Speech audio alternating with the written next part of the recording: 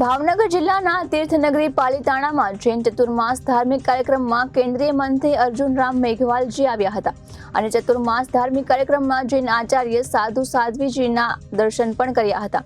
પાલિતાણાના શેત્રુંજી ગિરિવરના દર્શન કરી ધન્યતાનો લાભ લીધો હતો. તીર્થનગરી પાલિતાણામાં જૈન દ્વારા ચતુર્માસ અને પર્યુષણ ધીરાજ ચાલી રહ્યા છે, જેમાં અંકીબાઈ ધર્મશાળા ખાતે લાભાર્થી પરિવાર રમેશભાઈ ગોવાણી દ્વારા કરવામાં આવી રહેલ જૈન ચતુર્માસ દરમિયાન આજે કેન્દ્રીય મંત્રી અર્જુન રામ મેઘવાલજી આવી પહોંચ્યા હતા. અંકીબાઈ ધર્મશાળા ખાતે આવેલ જિનાલયમાં દાદા આદિનાથના દર્શન કર્યા હતા. એ સાથે તેમણે કહ્યું હતું કે પાલિતાણામાં બીજી વાર આવવાનું થયું છે. પહેલા મનસુખભાઈ માંડવિયાએ બેટી બચાવો બેટી પઢાઓ માટે એક પદયાત્રા કરી હતી, જેમાં આવવાનું થયું હતું અને ફરી આજે હું તીર્થભૂમિ પર આવ્યો છું. સાધુ સંતોના આશીર્વાદ મેળવ્યા છે. સાથે તીર્થનગરી પાલિતાણાનો જે વિકાસ થયો છે તે ટુરિસ્ટ અને યાત્રાળુઓનો ઘસારો વધ્યો છે.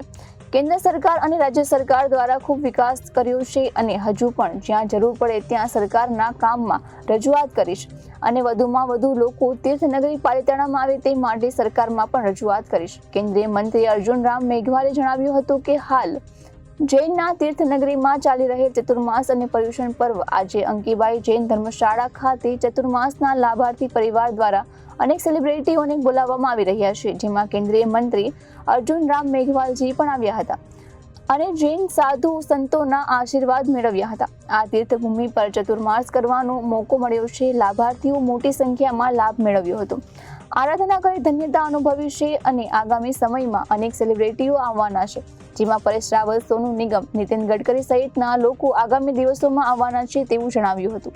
Reporter Gautam Goswami, ABC news, Palitana.